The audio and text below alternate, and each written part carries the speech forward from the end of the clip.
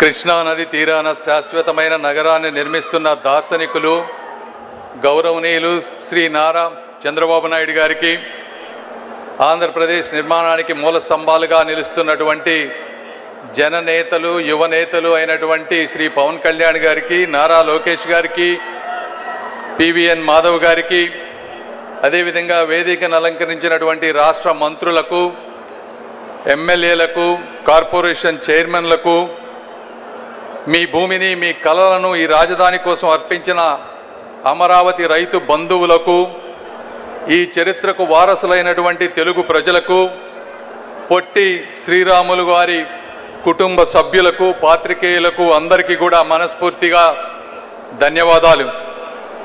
ఈ కార్యక్రమం ఈ విధంగా చేసుకోవటం ఒక స్ఫూర్తిదాయకమైనటువంటి విషయం. ఎందుకంటే మన చరిత్ర ఒక త్యాగం నుంచి పుట్టినటువంటి చరిత్ర ఈ తెలుగు చరిత్ర.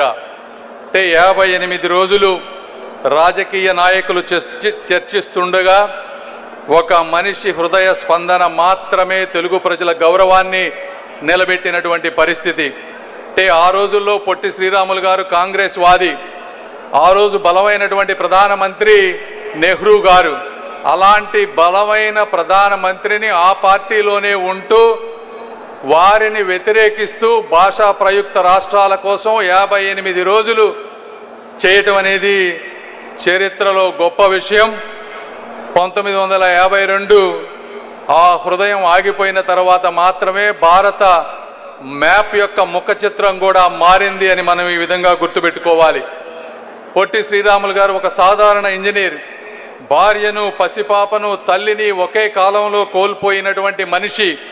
అయితే అలాంటి దుఃఖం వచ్చినప్పుడు ఎక్కువ మంది తీవ్ర నిరాశలోకి వెళ్ళిపోతారు. అయినప్పటికీ ఆయన సబర్మతి ఆశ్రమానికి గాంధీ గారి దగ్గరికి వెళ్ళి, నడిచి వెళ్ళి, అంటే ఒక పోగొట్టుకున్న వ్యక్తిలా కాకుండా ఒక విముక్తి చెందిన వ్యక్తిలా వారి దగ్గరికి వెళ్ళి దేశం కోసం సేవ చేసినటువంటి మహనీయులు పొట్టి శ్రీరాములు గారు.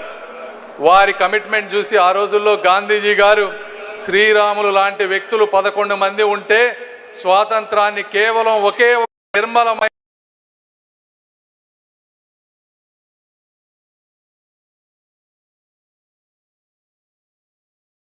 తెలుగు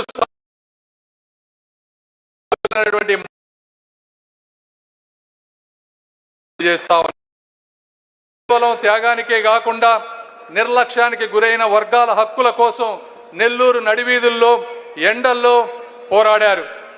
వివాహితుల పునర్వివాహాలు నివసించేటువంటి నగరం ఈ అమరావతి. అంటే ఈ పేరే ఒక అమరత్వాన్ని చెప్తా ఉంది ఈ రోజున.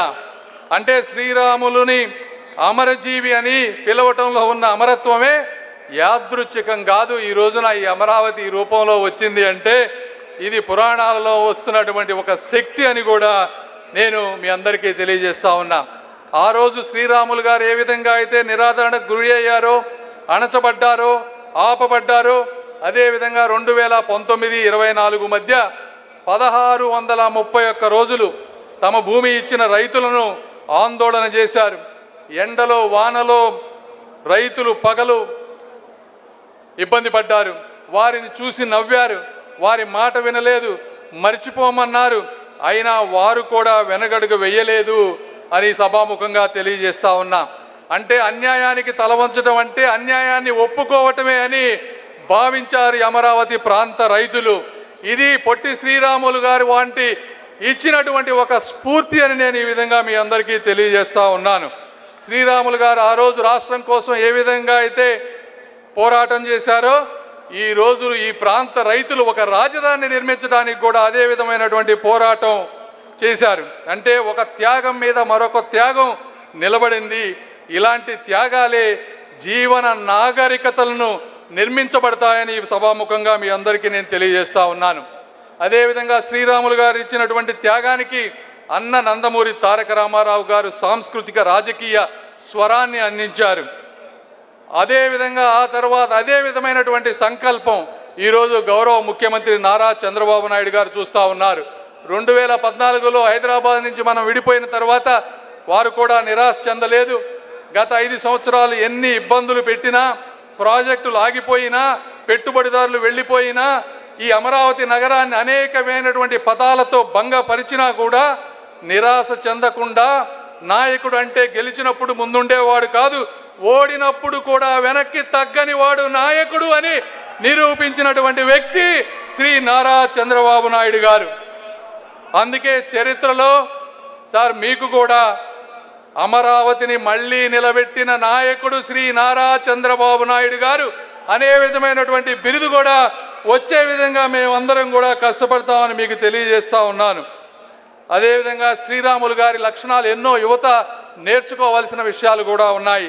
నా మటుకు నేను కొన్ని నేర్చుకున్నాను. అంటే యువత ఏదో ఒక సోషల్ మీడియాలో ఒక వైరల్ క్షణం కాదు, ఒక నిజమైన కారణం, అంటే మనల్ని మించిన కారణాన్ని వెతుక్కొని సమాజానికి, మన రాష్ట్రానికి, మన దేశానికి ఏమి చేయాలో ఆలోచించాలి. అదేవిధంగా నిశ్శబ్దంతో నిరుత్సాహపడకూడదు. శ్రీరాములు గారు 6 వారాలు నిరాహార దీక్ష చేసినా కూడా ఎవరు మాట వినలేదు. నెహ్రూ గారు పట్టించుకోలేదు, మీడియా పట్టించుకోలేదు. అంటే ప్రపంచం మీ మాట వినకపోయినా, మీ కృషి కనపడకపోయినా ఆగకండి, ఇది ఆపమని సంకేతం కాదు అనేది రెండోది. మూడోది, కులం, మతం, ప్రాంతం మర్చిపోండి. శ్రీరాములు అన్ని కులాల ఇళ్లలో ఆ రోజుల్లో భోజనం చేశారు, అన్ని వర్గాల ప్రజల కోసం పోరాడారు. తెలుగు తల్లి బిడ్డలందరూ ఒక్కరు అనే విధంగా ఆ రోజు ప్రవర్తించారు. ఈరోజు కూడా అందరూ ఎవరికి నచ్చిన వాళ్ళు మంచి రాజకీయాన్ని ముందుకు ప్రోత్సాహపరచాలని మనస్ఫూర్తిగా కోరుకుంటా ఉన్నాను.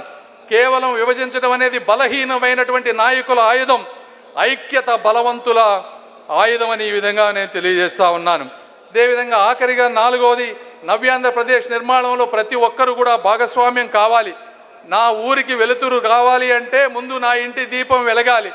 ఆ విధంగా మీరందరూ కూడా అందులో భాగస్వామ్యం కావాలని, నాయకత్వం అంటే కేవలం వేదికల మీద నుంచే కాదు, నిరాహార దీక్షలో ఒక నేలపై నుంచి కూడా నాయకత్వం చేయవచ్చు అని చూపించినటువంటి పొట్టి శ్రీరాములు గారిని ఆదర్శంగా తీసుకొని, అదేవిధంగా ఈరోజు ఇంత అద్భుతమైనటువంటి కార్యక్రమం ముఖ్యంగా డుండి రాకేష్ గారికి, వారికి ట్రస్ట్ సభ్యులందరికీ నేను మనస్ఫూర్తిగా ధన్యవాదాలు తెలుపుతా ఉన్నాను.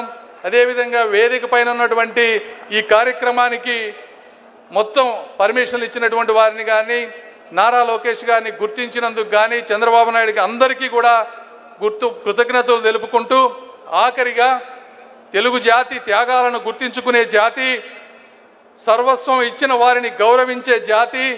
ఆ రోజు 58 రోజులైనా, ఈరోజు 1631 రోజులైనా సరే ఆపిన, అడ్డంకులు సృష్టించినా తిరిగి లేచి నిర్మించే జాతి ఈ తెలుగు జాతి అని తెలియజేసుకుంటూ, అమరావతి అంటే కేవలం రాజధాని నగరం కాదు, అమరావతి అంటే పొట్టి శ్రీరాములు గారి త్యాగానికి సమాధానం అని తెలియజేసుకుంటూ, నా అవకాశం ఇచ్చిన మీ అందరికీ కూడా మనస్ఫూర్తిగా ధన్యవాదాలు తెలుపుకుంటూ సెలవు తీసుకుంటున్నాను. Thank you Chandrashekar garu for that wonderful speech. And ఇప్పుడు the honourable BJP state president, party president Shri PVN Madhav garu, very dynamic leader, వారిని మాట్లాడవలసిందిగా రిక్వెస్ట్ చేస్తున్నాము. మాధవ్ గారు ప్లీజ్.